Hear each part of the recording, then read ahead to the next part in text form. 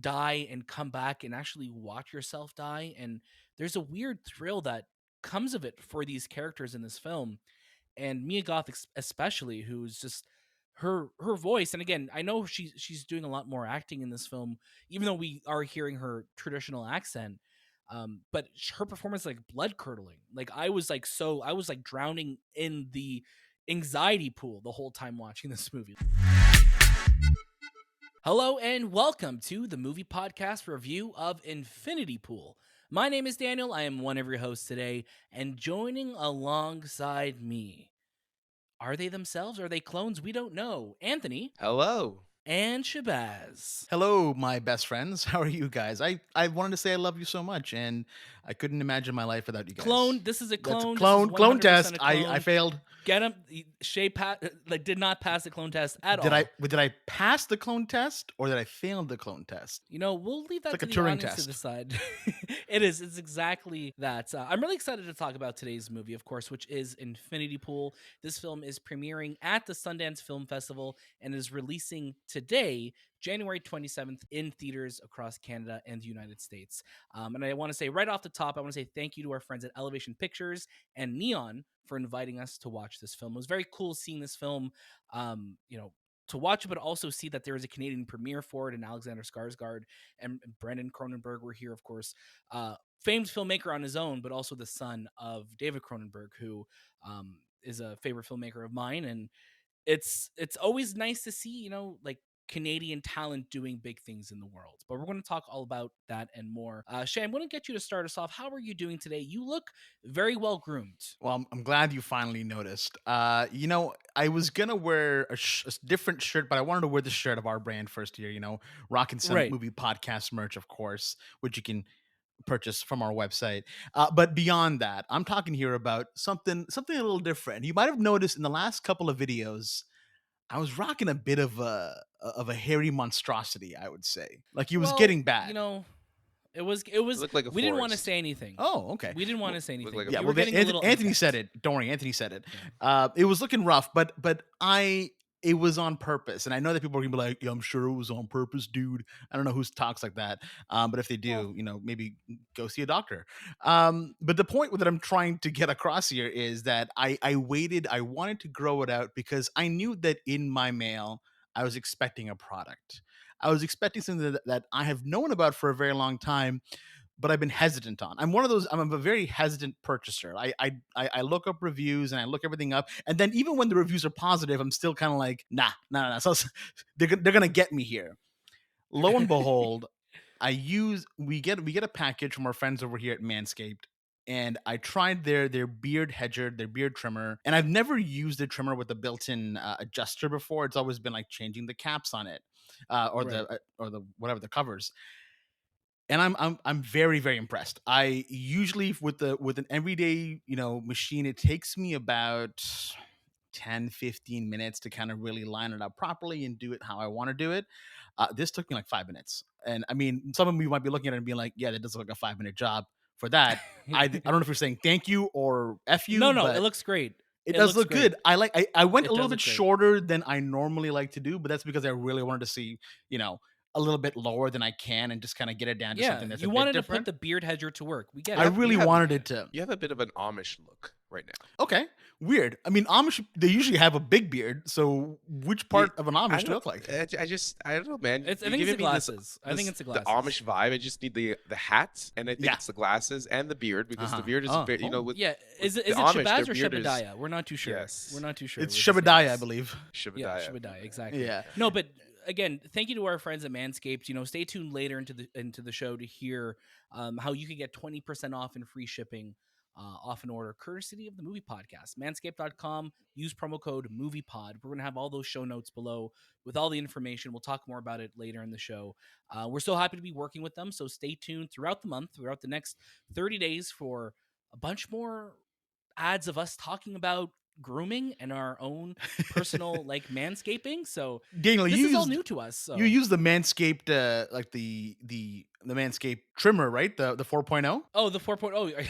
Have you used that one Are you- yet? Can you stand up and take down your pants and let's see what we're No, dealing I with will here? not. I will not stand up. I will definitely not stand up and talk about No, anything. you said you were Um, gonna do it. Now you have to do it. Yeah, you said I I don't. want people to see how smooth these things can get. No,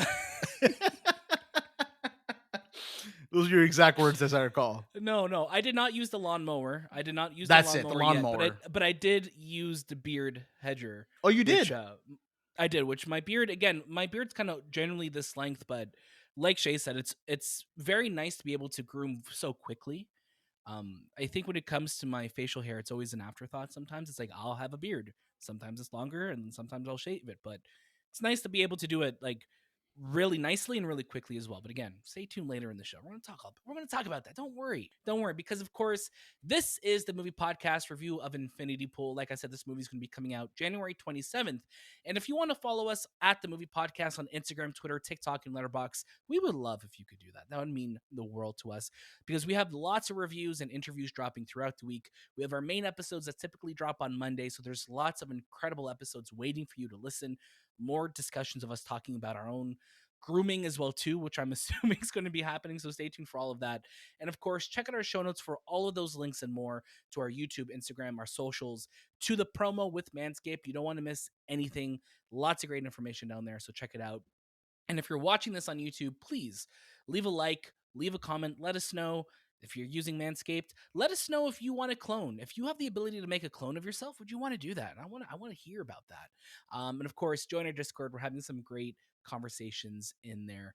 I do want to quickly highlight that we do have a Last of Us after show happening right now, Sunday nights, 10 p.m. on all podcast feeds and on YouTube. You could go check that out and get all of our insights to the latest episode of the movie podcast, so you don't want to miss any of that. But today is all about Infinity Pool. It is directed by Brandon Cronenberg and stars Alexander Skarsgård and Mia Goth, two names that you hear about a lot on the movie podcast, especially last year with the the Northman, and then Mia Goth and X, and then Pearl, and then so many other projects. So two big names that we love talking about. It's coming out January 27th, and I'm gonna get Shay to tell you what it's all about. While staying at an isolated island resort, James and Em are enjoying a perfect vacation of pristine beaches, exceptional staff, and soaking up the sun. But after a tragic accident leaves them facing a zero tolerance policy for crime, either you'll be executed, or if you're rich enough to afford it, you can watch yourself die instead. What a synopsis. And again, I think this is what I love so much about Cronenberg films is that they are all like, just here's this wild idea and let's run with it. Anthony, please start us off with your first reaction to Infinity Pool. Infinity Pool was an experience that I haven't experienced in the theater for a while since his father's crimes of Future last crimes year, of the yeah. future of last year. It's literally like an alternate universe to the White Lotus premise. It you have this couple that goes on vacation and then they get put into this situation where somehow, some way, this country has the ability to clone you, and you can watch your clone die. And it's such a weird story. It's wild. It's Yeah, the premise of crazy. it. It's weird, right? It's like a lot of that. Oh, that's interesting. I didn't expect that. I didn't expect to be put in a situation like this. And I think it all comes down to Mia Goth's performance. She plays a great psycho. Like, she is, whenever she talks on screen, and especially this one, because she doesn't have to put on an accent. She's doing her own British accent, but I've never heard of her. I never heard her in her normal voice. So she comes off so much scarier. I don't know if you got that vibe, but holy shit, she Oh, yeah. plays a lunatic. And Skarsgård, who he turns into this man who starts to like what he's experiencing. And these two and their performance and their chemistry together just chills you to the bone. The two things I took away from this is, truthfully, when I go on vacation, never leave the resort and never make friends, and you will be safe. You will never be And you put will in be a safe. situation where you're like living this this premise. But overall, like I thought it was an interesting movie. Like there are parts to it where I'm like, is that I don't know if I would go there. And there's a lot of like twists and turns, or you're thinking about how this movie's going to end, but it doesn't end the way you expect it to be.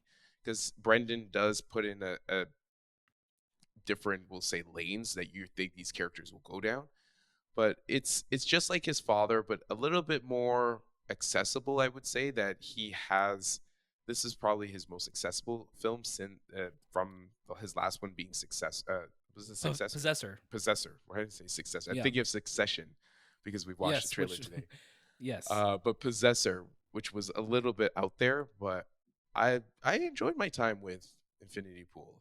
I just don't want to get in the pool, like I want to stay out of the Right. pool. I We'll want stay out of the pool. Yeah. stay out of the pool, guys. But be in this pool. Be in this pool.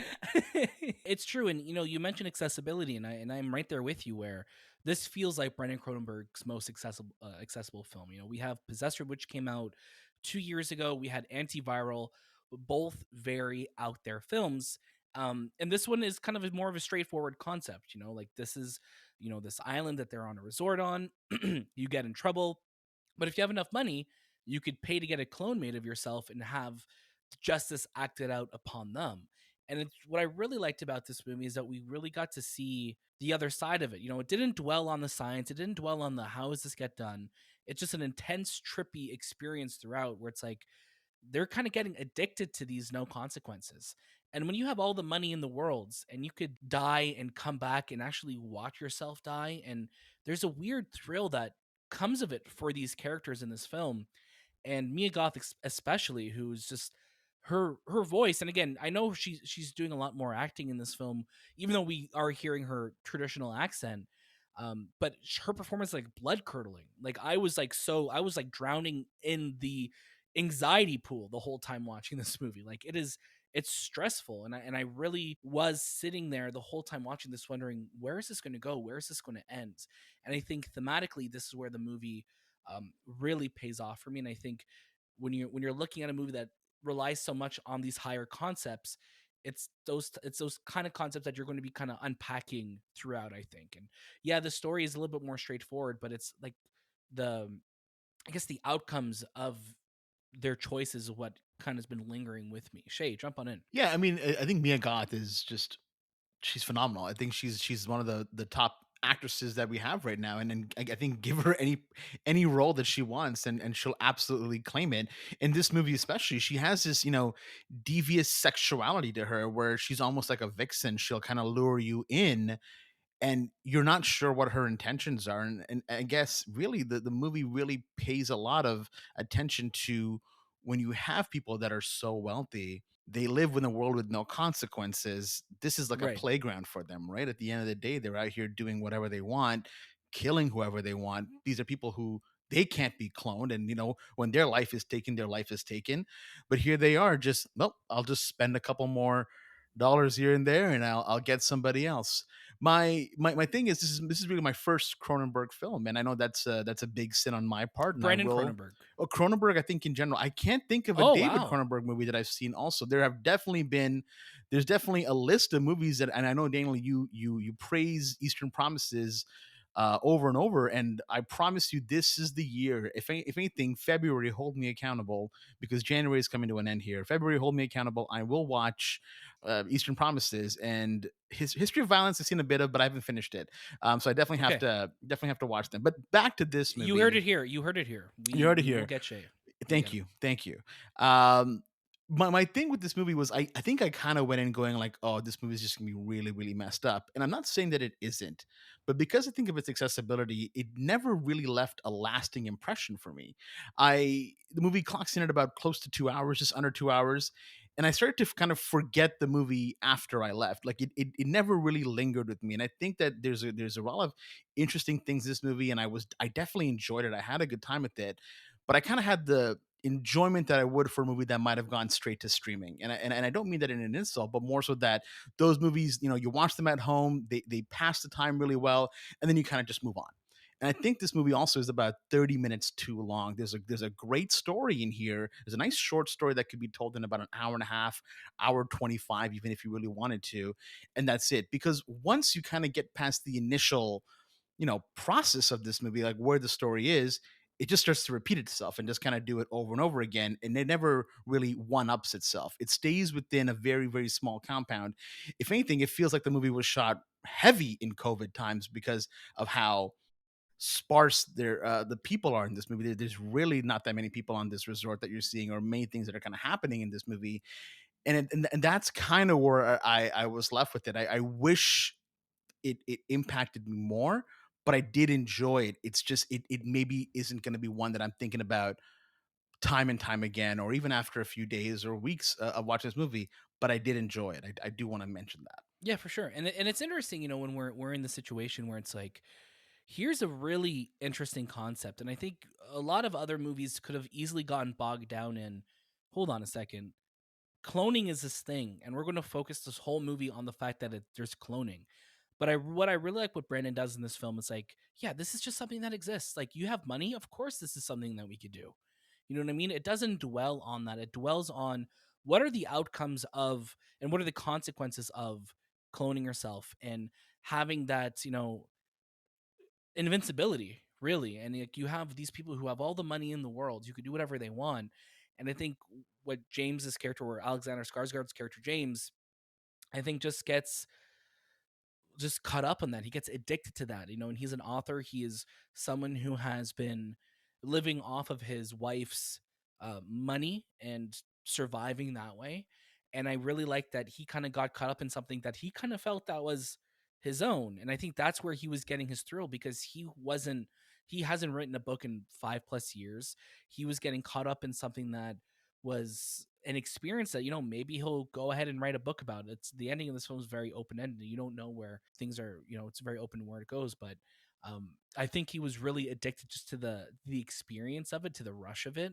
And we've seen a lot of movies where we have like a main character get addicted to something that's not so great for them. But I don't think I'll ever get over the sensation of watching yourself die. You know what I mean? I'm thinking about that, and I'm thinking like, man, how much were those clones? Like, how much you guys think those? How much do you think it would cost to clone yourself like that? Perfect clone. I mean, the fact that they keep the memories and everything, like, I don't know, man. It's strange because you see the money kind of come out of this ATM, and you're wondering, this country, clearly, wherever this made up country is, it's extremely poor. So what is the like that amount of cash almost looked like just $100 US. Like, that's what it looked like. It didn't even look like Yeah. a lot of money. So I'm kind of Yeah, wondering, I'm like, oh, that's not too bad. Would I ever want to do it? Hell no. I don't want to watch anyone die, let alone myself. But the movie brings up this concept and this question of, how do you know that that version is you, or is it the clone? Right. And that's the kind of question that I kept thinking about throughout the whole film, that I wish the movie also leaned into a bit more. I think it's brought up sure, yeah, once, but I think that we never deal with that weight again. I mean, it's something that I kept thinking about. I kept wondering, like, oh, okay, this keeps oh, happening. We whose keep perspective getting, of this right yeah, now? like, who are we Like we kept getting? leading to each other, like, oh, I bet this is the other Yeah. perspective right now, and then we go into that, And right? we go into it and you're like, oh, okay. And then you kind of wonder at the end, like, okay, like, who's the last one left? Like, I'm like, Right. my perception, my theory is that, yeah, the OG one died right there, and then the clones kept continuing, and it's almost kind of like a better version of yourself every time, almost like a Yeah. big software update, like, but in the most sadistic of ways, because you're not learning from your mistakes. In fact, you're Right. just relishing in them. He treats it like a rebirth of Yeah. you yourself when you go through these clones of yourself, and you watch yourself be killed or murdered right in front of you. It's like almost like this freeness, and that's how I interpret it. Now, there was a lot of things that I might have not. There might be commentary that I wasn't aware of, or maybe I have to watch again. But I might, and I'm in the same boat with you, Shay, in the terms of it didn't. It's an experience, yes, but there's not that lack of impact at the end where you're like, oh, okay, I get what this is all about. It's a strange story that I don't know if there is an actual explanation to what this story is supposed to represent. I Right. feel like is there something here? Am I missing something? It's kind of almost like the accessibility of this movie maybe kind of hindered it from really achieving its full potential of how crazy it could have gone. Like, this is a movie that I was hoping that I could watch over and over again, obviously spaced out because it is intense, and Yeah, then definitely discover intense. new things every time. But I think that maybe a second watch might just kind of do it for me, and that's kind of about it. Or maybe no more watches. Like, I think maybe I'm okay to not watch it again because, again, do start to feel the pacing of this film and the length of it at a certain point. I'm curious what a rewatch, if you will pick up on different things. Like, oh, Maybe like just it's revealed here. idiosyncrasies of these characters, right? Yeah, I think you may pick that up, and I think you mentioned Shay too that the money didn't seem like a lot, and maybe that was also the point where it's like in this country that is so poor, this fictional country, they could afford to do whatever they want because their money is worth so much here, right? And it's just like you kind of think of it as a commentary of of wealthy countries going to vacation in these poor countries, and they could feel like gods among peasants because they have so much money they could do whatever they want with it, right? I believe it's Um, just a part of the resort's excursions, right? Like, some people go yeah, jet skiing, some people right. go cloning. Some Not a people big go deal. cloning. Yeah. Exactly that. Exactly that. Question before we get to our final recommendations. Do you guys often travel off of the resort when you go somewhere tropical or somewhere, outside of Canada? I've been to a resort once only. I'm not too much of a resort person. I like to explore cities, so that's why being stuck in a resort for me was a bit of an experience on its own. I was like, okay, cool. I got this. I need to get out. So I did go out of the resort and I did explore. I was in Punta Cana and I did explore some of the city and I got to learn about the people there and how the life is like. So that part I enjoyed. The resort part maybe wasn't. Not that I hated it. I'd probably do it again, but it wasn't like, oh, I would do this part a lot. Yeah, it's a different experience when you go to a resort. It's like I want to chill and do nothing, Yeah, right? yeah. Yeah, Anthony, how about you? Yeah, I usually travel outside the resort. It's just more of like you embrace the culture that you're especially wherever you're visiting, you want to embrace that culture and not really go on vacation and do nothing. Like I can't do that. Like I love going to, a high-end resort and experiencing the service and all that, but when I leave, I want to experience what's happening around me, what's happening in town. I am very situationally aware, so I will be very aware of what's happening around me. Just, Sure, yeah. I count the doors, I know my exit routes, I do stuff like that just so I know. Because especially with these Just so you don't countries, get cloned, right? you don't get cloned or you don't end up Yeah. in a situation like our the couple in this movie, You So never know. you never Let's know. get to our final recommendations of Infinity What about Pool. you? What about me? That's a great question. I've gone to a resort, I would say 3 times in my life, and I've gone off the resort once when I was in Cuba. Hmm. And it was a very interesting. It was a very interesting experience. So we'll see if it happens again one day. But let's get to our final recommendations now. Shay, I'm going to get you to start us off. I think there's a lot to like about this film. I think visually it's stunning. The performances are phenomenal. Mia Goth is the new Scream Queen, and she's going to cement that role forever. But I do think that the movie lacks its ambitions in by being too accessible, and because of that, I think it's best to just add it to your queue. If you are a Cronenberg fan, you love Brandon Cronenberg, you will be watching this movie. But I think that I wanted more from it, and I do want to revisit now the rest of his work to kind of understand a bit more and maybe see what he can offer if you just kind of break that barrier a bit further. Yeah, I love that. I'm right there with you. I think for general audiences, if you're curious about this movie, I would say definitely add it to your queue. If you are a Cronenberg fan, if you are a fan of the weird, because again, uh, I recommend watching this movie, but also know that you're going into a very weird movie. So if you're a fan of these type of films, if you're a fan of movies that are just out there, go watch it. I think you'll have a great time with it. If not, add it to your queue, and you're going to get a great experience watching it at home as well too. Anthony. This is an added to your queue for me. Even the experience for me was interesting, and I did like the film. I just think that the normal general audience going to watch this, they're not going to have that same feeling. Truthfully, you have to like the work of this director and the Right. this is outside of the box thinking filmmaking. Even though it's It's a very accessible, specific genre, right? exactly, but it is, you know you gotta be a Cronenberg fan, really. You gotta understand where his work comes from and where his father's work comes from. So, is it accessible? Yes.